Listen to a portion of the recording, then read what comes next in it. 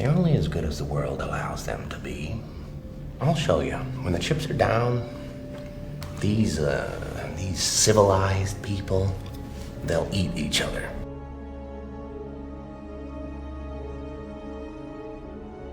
Let me start this video with something seemingly small but interesting, and actually of great importance, which is the voice Heath Ledger goes for in his portrayal of the character the Joker.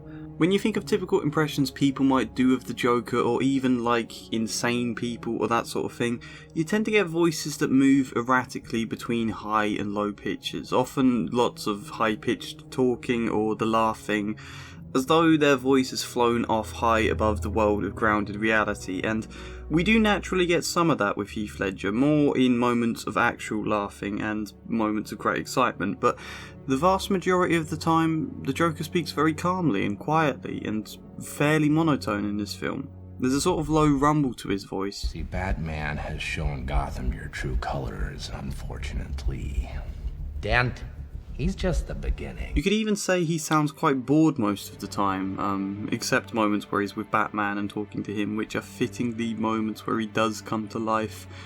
The larger point though, apart from this lower calmness actually making him feel more sinister, is that it alludes to a side of the Joker he seems to be trying to keep hidden. There's interestingly a lot of symbolism relating the Joker to dogs, how he has 3 of them in his final showdown, how he sticks his head out of the window like a dog, how Batman starts this film getting wounded by a dog and wanting his armour adapted to help there. How will it hold up against dogs? As though kind of foreshadowing the Joker, and then obviously the Joker describing himself. I'm a dog chasing cars. I wouldn't know what to do with one if I caught it. You know, we get this idea of the Joker as this crazed, one-minded wild dog that can't be bought, bullied, reasoned or negotiated with because his thinking is more primal than that. He hunts with excitement and without care of achievement or consequence, except is that the Joker?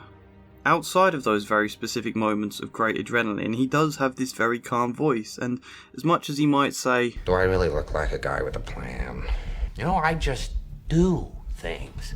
He's bending the truth there, because this is a man who planned a heist to such intricate detail that the bus driver could crash through a wall and run down the perfectly positioned robber just as Joker checks his watch. This is a man who planted a car bomb ready for Judge Cirillo to be escorted to a safe house, who poisoned the commissioner's whiskey, who stitched explosives into a prisoner's stomach, ready for when he was captured, and organised Harvey and Rachel to be taken hostage while he was in his cell. Yes, this is a man with a plan. A man who's been one step ahead of Batman pretty much the entire film. The Joker describes himself as, I'm an agent of chaos. Chaos is his aim, certainly. He becomes excitable and manic when he sees it, but in himself he's very calm and a calculated planner, which I think is a side of the Joker we're not meant to think about in this portrayal. We don't get really any moments where characters talk about how calculated he is or emphasise that side of him, and sure, whilst everything the Joker tells Harvey is designed to manipulate him, it also kind of manipulates us, because we don't get any other explanations or arguments to oppose it. And I think of the Joker telling different stories about how he got his scars, perhaps intentionally meant to confuse, perhaps the Joker just enjoys scaring people with different stories, perhaps he himself gets confused about his past. Either way though, the result is it blurs our understanding of the character. All his lies throughout this film make it hard to understand anything other than a very simple explanation, that he's an agent of chaos, that he isn't so much human as this half-inhuman embodiment of madness with no history, no fingerprints or anything. A man we as an audience are not supposed to or even try to understand. With respect, Master Wayne, perhaps this is a man you don't fully understand either. Alfred says, and offers a brilliant monologue that itself can only conclude, some men just want to watch the world burn. No idea why they want to, just that this is how some people are. We just have to accept it. It can't be understood. And in that sense, the Joker himself becomes a symbol just as much as Batman is a symbol projected beyond the real man Bruce Wayne behind it. The idea that this is a villain beyond all understanding makes him so much more terrifying, but is it actually true? Welcome back to my series analysing the Batman trilogy. I've talked about the first film, Batman Begins, in a video you can find here. We're now onto the iconic sequel, The Dark Knight, where I'll discuss not just the Joker, but Bruce and his development, the consequences of this film, and then a look at the film in a more general sense too. Seeing as the introduction I meant to do sort of overran there and kind of started off the video already, let's just jump back in with a separate point that I think has to be made before we come back to the Joker. I talked a lot about the psychology of Bruce Wayne in my first video, and I'll just recap a very quick point in saying that Bruce heavily idealised his father, not just as a perfect man, but as this saviour of Gotham type figure. And then, when Thomas Wayne died, Bruce was crippled with guilt, feeling it was his vulnerability, his fear for bats that was the whole reason they left the theatre when they did, his weakness that meant Thomas Wayne had to rescue him from bats in the first place, essentially his weakness that caused the most perfect of men to die. Even interpreting his father's final comforting words, "Don't be afraid," less as a comfort than as a painful lesson to master. Don't ever be afraid. And so he went off on all these years of training to become stronger, and then, still not feeling he could live up to this idealised father, created this symbol to project outwards, this incorruptible, everlasting mask that could stand for the sort of perfection he saw in his father. Batman has no limits. And in the conclusion of that first film, he has lived up to his father, not just through this projected illusory mask, but in reality, as Rachel tells him. This is your mask. Your real face is the one that criminals now fear. You know, this isn't just some illusory mask you should feel imposter syndrome over. You really did achieve these things. Father would be very proud of you. The point of me outlining this is to highlight that the conclusion of everything there, Rachel even saying that, even the symbolic image of boarding up the well, does it mean Bruce feels differently now? Does he feel less weak and vulnerable deep down and more like an equal to his father? Enter Harvey Dent, described as Gotham's white knight. Very much a symbol of hope in a way that, despite inspiring people, Batman is still much more a symbol of fear for criminals than hope for the public. You know, not to say he doesn't bring hope, but Batman is a masked figure at a distance to them all that's meant for dealing with criminals. I love how this film starts with Crane, who was such a dangerous, threatening villain in the last film, now reduced to simple dealings with criminals in car parks and being caught so easily you'd think Crane was a nobody had you not seen the previous film. I just really like that, but then logically is a fairer, more transparent, democratic force against crime that doesn't raise all the moral ambiguities of a masked man taking the law into his own hands. Though they laud Batman, the public can never entirely trust him, where they can trust Dent because Dent has a face. Look at this face. This is the face of Gotham's bright future. Which, of course, Bruce is right at the start of this film to be thinking about stepping down, to have that hope that Harvey Dent can carry on the fight against crime in a more transparent way. However, you'd also have to wonder about a sense of rivalry. I mean, from a purely selfish standpoint, Bruce has never gotten any credit for anything. He's paved the way forwards. Then Harvey's come in and got with the one person Bruce loves, Rachel, become Gotham's White Knight and hero in a way Batman isn't, and left Bruce in a position where he needs to think about graciously stepping aside. I mean, there is some rivalry, sure, as seen in comments like, Ballerina for the Moscow Ballet. Wow. Harvey's taking me next week. Really? So, you're into ballet? Then when he needs a billionaire alibi for disappearing to Hong Kong, he cuts off with the entire ballet, meaning Harvey and Rachel can't see the performance together. However, beyond that level of half-joking pettiness, Bruce is incredibly selfless and fair, which is just interesting to think about psychologically, because it means in all these years Bruce spent training, brawling in the gutters to understand criminality, perfecting his skills in mountains, waging war on Falcone, Crane, Ra's al Ghul. In spite of all of that, he doesn't really seem to believe he's the one to change Gotham. And we know he's wrong there, because Harvey Dent proves to be nothing like Bruce hoped. This face of Gotham actually has a second face, and we know also Bruce is wrong to doubt himself, because come the end of the trilogy, he will have been the one to change Gotham, not just the impetus for someone else to change it, but the hero in his own right who will have a statue erected in Batman's honour. But that's another film away. Right now, it doesn't seem like he thinks he's capable. He staunchly insists of Harvey that you were the best of us, when he isn't. Bruce is. Batman is the one Joker calls incorruptible. Yes, that selflessness and the sacrifice it comes to mean later in this film is part of what does make him heroic, but still, the point isn't just that Bruce still feels so little about himself, but also to wonder what he thinks about Harvey Dent, this shining figure of all that's good, here to save Gotham in all the sorts of ways Thomas Wayne was once seen like that. There is a certain similarity between Harvey Dent and Thomas Wayne, and so I suspect, though small and entirely unconscious, there is a side of Bruce that sees Harvey like a true successor to Thomas Wayne, not Bruce, because Bruce feels weak and full of fear. Even Batman is just an instrument, but Harvey Dent, that's the face, that's the leader, that's Thomas Wayne come again. And so Bruce has a deeply fervent, unwavering faith in Harvey being the one to take over, despite the fact there is a lot about Harvey that suggests something unsettling, even in the early moments. Aaron Eckhart plays the character wonderfully in that sense, just subtly something off about him. And Bruce even sees him interrogating this man, Thomas Sheaf, with a gun to his head, and it doesn't change his faith in Harvey at all. Bruce believes so readily in Harvey that he was quite prepared to throw down his mask and turn himself in if it gave Harvey a better chance of success, you know? The man who stopped Ra's al Ghul would literally put Harvey first. Whilst there is logic to it, certainly, it's also a glaring indicator of how little Bruce continues to think of himself.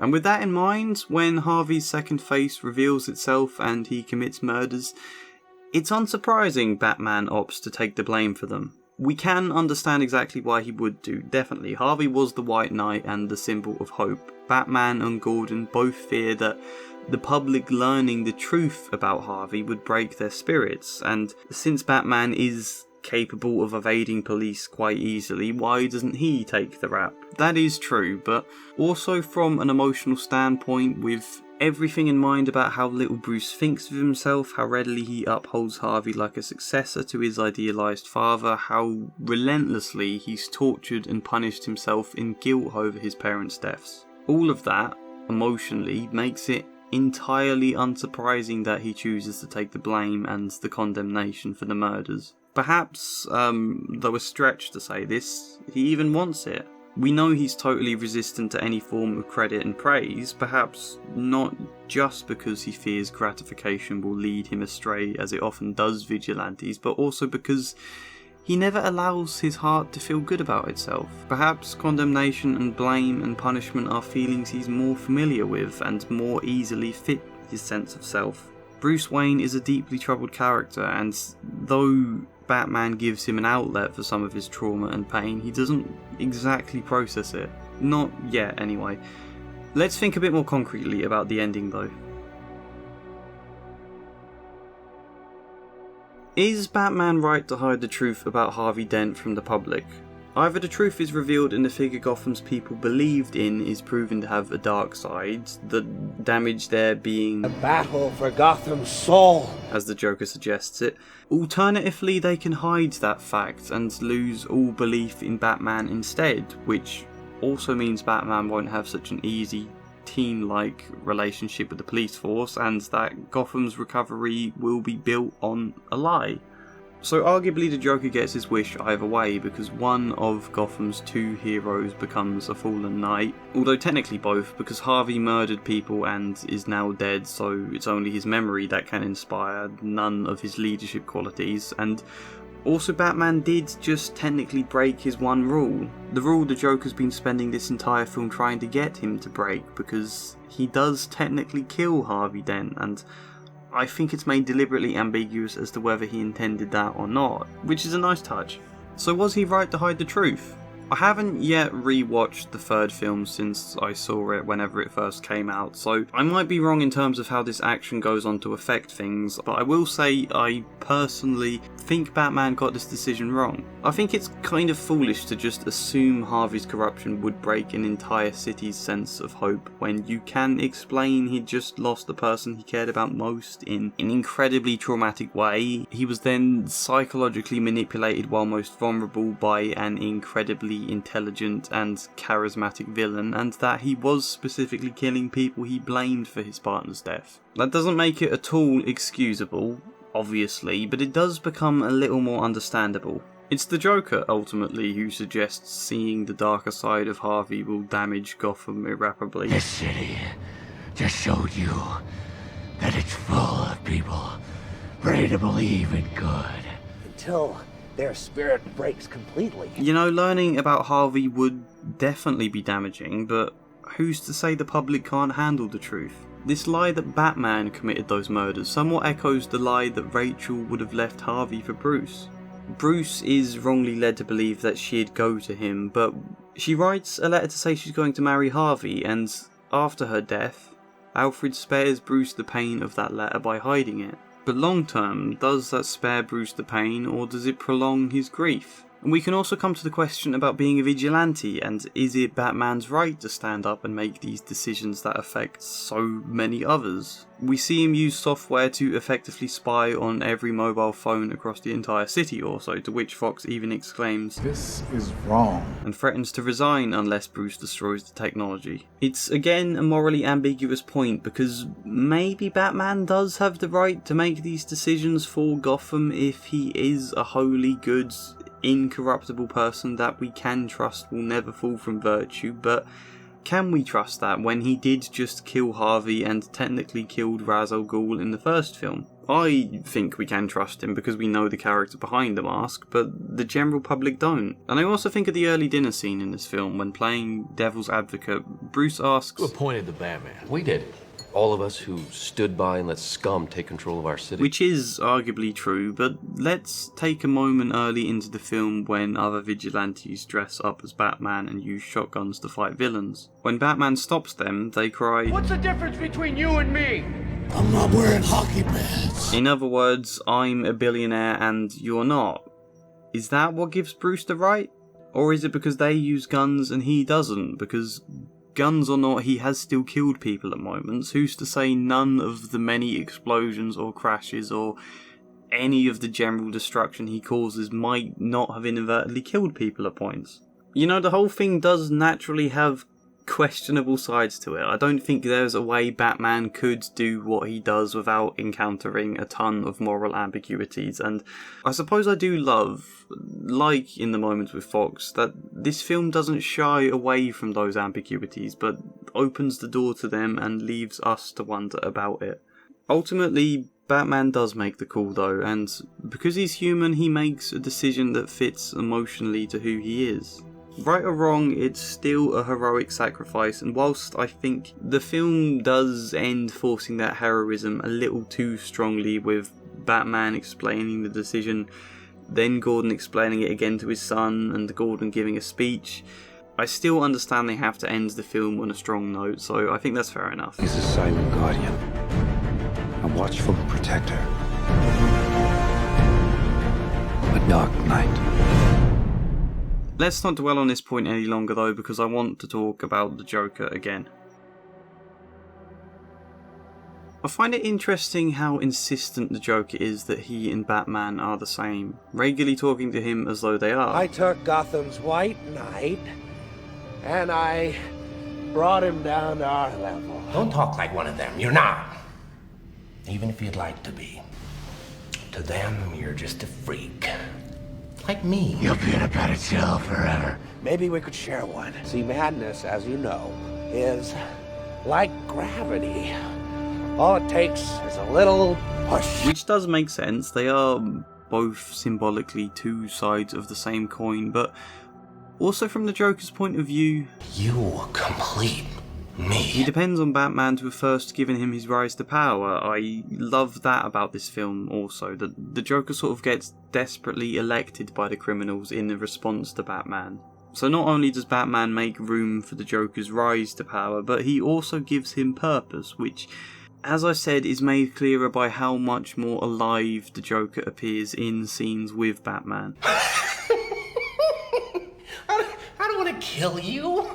What would I do without you? What's more, there's a subtle frustration on the Joker's face in this film every time he gets called a freak or crazy. You see, a guy like me... Freak. A guy like me. Look, listen. It won't work for a freak.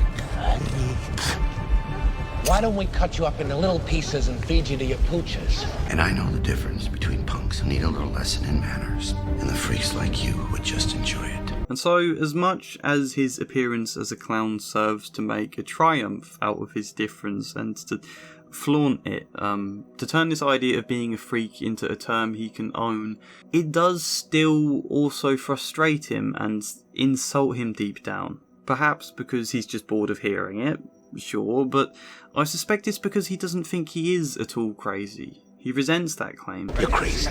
I'm not. No, I'm not. Instead, the Joker believes he sees the real truth of things. He's fueled by an unwavering fanaticism that he's right, the way so many word that begins with terror that YouTube doesn't like people to say are fueled.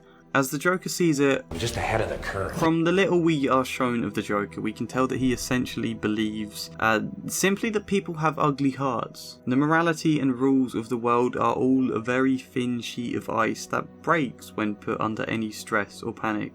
Something he sets out to prove by panicking Gotham City. Dropped at the first sign of trouble. It's only half relevant, but there was a philosopher in the 1600s called Thomas Hobbes who argued that strict laws and authority were essential to keep humanity in check. He argued that in an imagined world without them, which he called a state of nature, humanity would be in a constant state of turmoil and war and mad panic over everything, which is ultimately what the Joker believes. Probably actually Batman too, to an extent, hence why the Joker sees such a kindred spirit in him.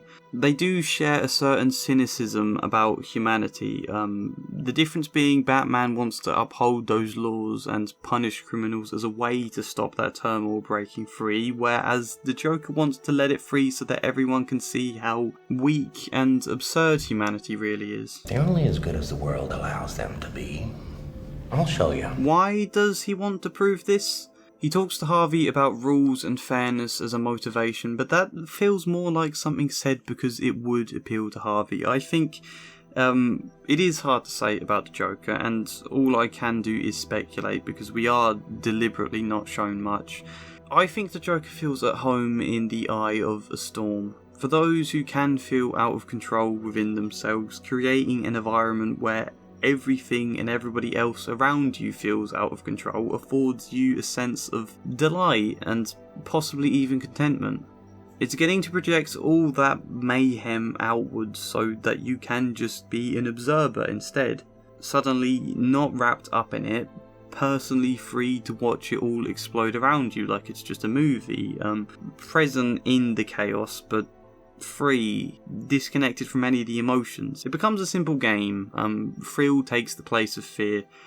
Naturally, someone like the Joker wouldn't be in touch with any guilt about this. That's part of what makes this chaos feel so freeing and delightful, but also he can rationalise it with the idea he didn't cause any of this, just as he claims not to have kidnapped Harvey or killed Rachel. He didn't change anything. The general public were already mad and twisted deep down. All he did is reveal it. And he naturally has a great deal of anger towards the world for whatever reasons we don't know, and has found a justification for that anger and sense of revenge now. I think you can hear his resentment at people in lines like, schemers trying to control their little worlds. I try to show the schemers how pathetic their attempts to control things really are. Which of course shows inconsistency in his thinking also, because he's a bigger schemer than anyone in this film. Let me put all that together though. The Joker hates being called a freak and strange and seen like a monster. Whilst he delights in scaring and confusing people, it also frustrates him. He wants Batman, someone who has certain similarities, to be the same as him, insists they are the same, and then in a wider sense goes about trying to prove humanity at large is. That's then a means to A, vent his anger onto the world. B, do it in a way he can rationalise that he's doing nothing wrong. C, create himself into a kind of hero with a totally unwavering belief in what he's doing, an absolute denial of anything else. D, create this Eye of the Storm scenario that he can delight in. And E, on whatever path it took him to become the Joker, with whatever countless scenarios where he felt like people dismissed his emotions, said he was crazy, treated him like a horrible monster. I'm willing to bet he's heard that stuff his entire life. I think even in the course of this film, how often his monologues get interrupted to his annoyance suggests he's someone who's had that kind of thing a lot. But the point is, this is his means to turn all of that on his head and say that everyone else is the crazy one, or they're just behind the curve, or whatever argument he wants to make. It's a bad method of doing that, but a method nonetheless, and I think that is what he wanted to prove in his social experiment with the boats. Give each boat a detonator, tell them they have to blow up the other boat before a minute or he'll blow them both up. When midnight comes, however, neither boat has done it, and you see a flicker of sadness and doubt on his face. Because the Joker's entire philosophy is proved wrong in this experiment. Does that stop him?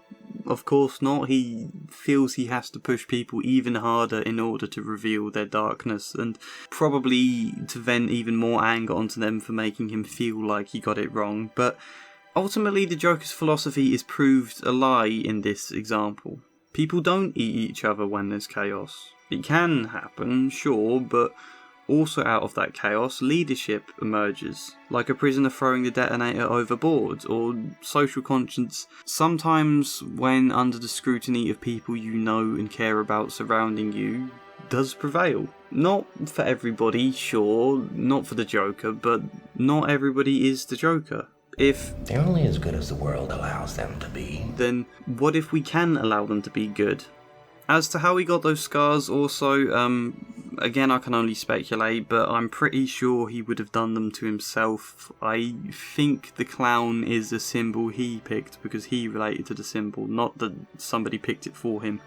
Alfred pointed out early that this wasn't a criminal Bruce understood. The Joker is an entirely different beast, not someone Bruce can look upon as a thug with some sense of righteousness, and I think there's a development to be noted in how Batman mostly goes from his usual half-brutish interrogation technique of "Where is he? Where are they? Where were the other drugs going?" to actually kind of conversing with the Joker in a way he doesn't tend to do with criminals. All of which leads him to the realisation, what were you trying to prove? That deep down, everyone's as ugly as you. You're alone. You know, he doesn't understand the Joker entirely by the end. We don't know much about him at all, but unlike Alfred's story of the bandit in Burma who cannot be understood but just accepted as an enigma, who could only be defeated by burning the entire forest down, Bruce does not kill the Joker, nor brand him simply a freak, but he actually does come to understand him in part. Though small, I think there is some sense of progression there. Okay, there were actually other points I wanted to discuss in this video, but it's becoming very long and there'd be quite long-winded points I think, so maybe I'll reduce that stuff down to a Patreon article or something. Who knows?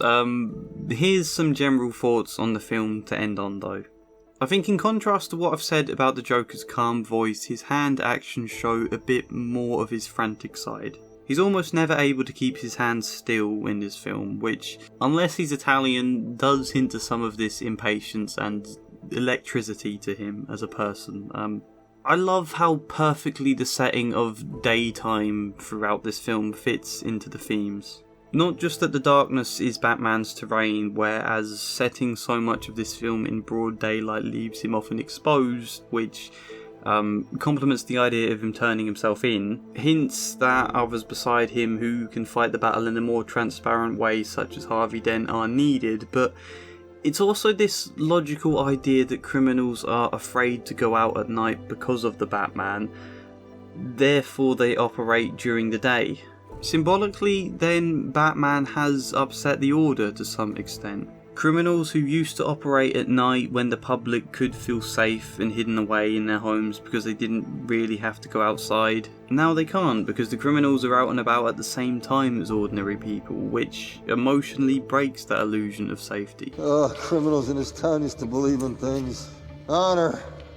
Respect. I like how the last film ended with the Joker card and this film begins with the Joker, or how the last film ended with Gordon saying, I never said thank you.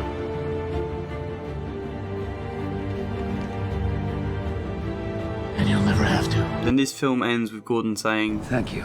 You don't have to thank me. Yes, I do. because of course he does. Batman just saved his son. He might not like being praised or thanked, but Gordon needs to be able to have his feelings of gratitude accepted. I love Gary Oldman's performance in general. I forgot to say that in the last video, even though he's brilliant.